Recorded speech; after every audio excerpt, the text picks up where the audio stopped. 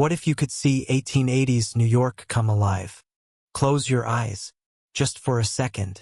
Feel the air get cooler, sharper, smelling of salt, smoke, and the raw scent of countless horses. That rumble of modern engines? It vanishes, replaced by a wild, pounding sound. Iron wheels on cobblestones, church bells clanging. Can you feel it? The city's energy vibrating, almost too much for its own boundaries. You can sense that electric buzz, right? A place totally reinventing what it means to be human. Welcome to New York City back in 1880. Today, we're not just looking at old pictures. AI is helping us see them, based on old maps and drawings. We're actually stepping into the Gilded Age, right at its wildest, most exciting peak. I'm your guide. Together, we'll explore Manhattan's core, when it was the main gateway to a new world. Our journey starts at the very tip of the island, where arrivals come in a rush of sea and steam. We'll then move through the shadows of the financial district into the dazzling, busy heart of the city's social life. We begin at Castle Garden, wander through the tangled streets of Lower Manhattan, pass under a bridge still under construction, and end near the huge mansions pushing the city further north. New York in 1880. It's a city of towering dreams and widespread hardship. The wealthiest people on Earth live just blocks from the most desperate poverty imaginable. Let's start where modern America's story really kicks off. The water's edge. The sun's just starting to cut through the ocean fog as we stand here at the Battery. Take a look out at the harbor. It's packed with ship masts. Steamships, their smokestacks puffing dark clouds, share the water with sleek, three-masted sailing ships. The air here is heavy, tasting of salt water and the worn wool of thousands of coats. To our left is Castle Garden, a round stone fort that served as the country's main hub for immigrants. Long before Ellis Island existed, this was the first stop. I see families Irish, German, Italian holding tight to their luggage, looking at the skyline with a mix of fear and hope. This building once hosted concerts by Jenny Lind, but now it's a place where human journeys are processed. In just a few decades, this fort will become the New York Aquarium. Eventually, immigrants will be sent to that island in the distance. This place will then become a quiet memorial in a lovely park. We turn away from the sea and step onto the busy streets of Broadway. The change is sudden. As we leave the open harbor air, the buildings start to loom over us. We're entering the financial center of the world. Feel the ground under your feet. These aren't the smooth roads you're used to. These are Belgian blocks. Rough, rectangular stones, slick with mud and horse droppings.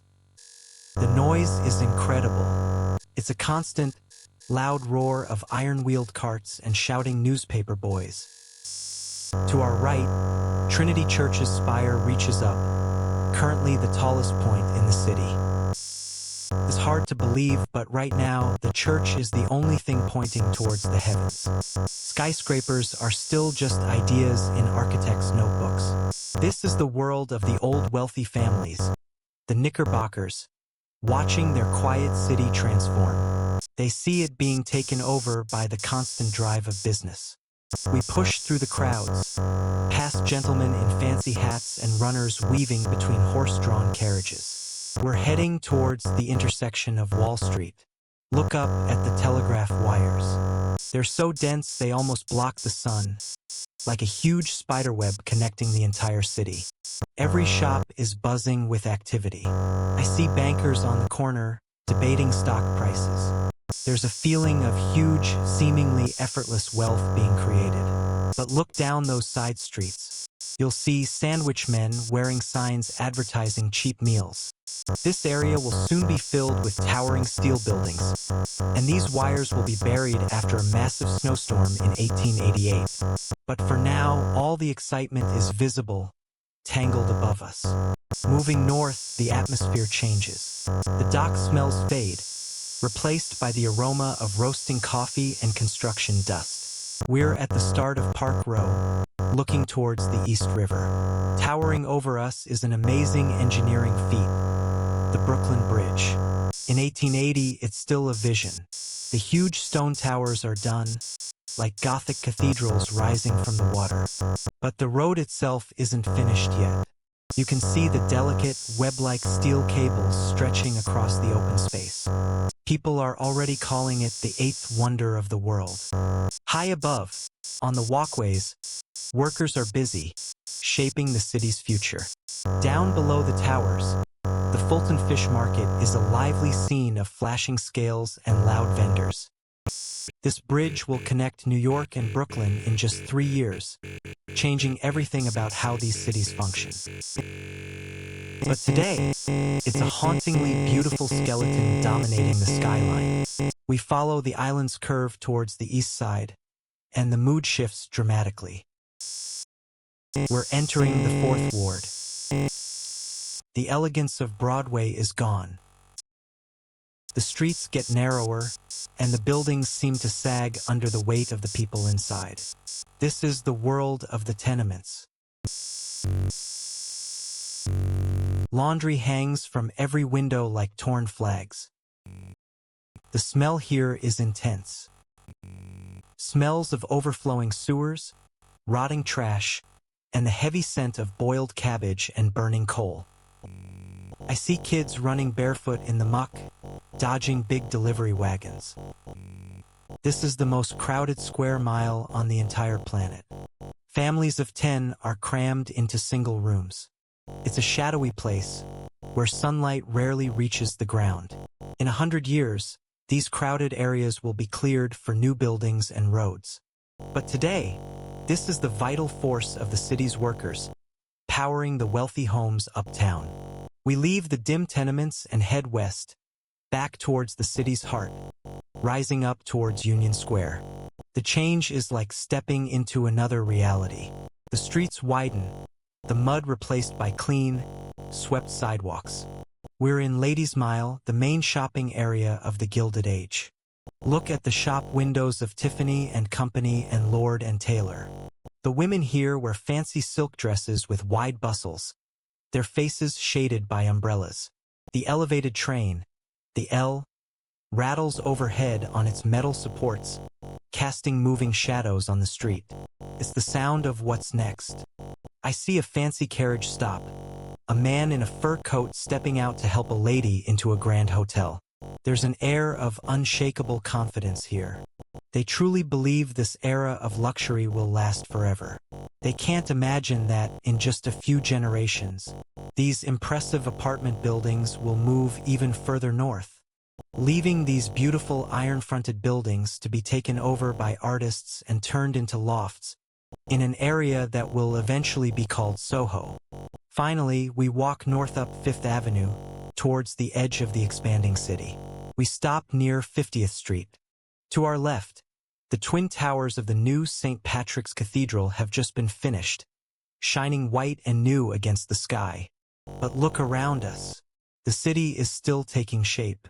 There are empty lots with rocks and weeds, makeshift villages, shacks made of scrap wood and metal, stand right beside the grand marble mansions of the Vanderbilts. We can see the beginnings of Central Park in the distance, a landscape creation still growing and developing. The air is... We're heading north on Fifth Avenue now, towards the growing city limits. Let's pause around 50th Street. On our left, the brand new St. Patrick's Cathedral with its twin spires is just finished, shining bright white against the sky. But look around, this city is still in progress.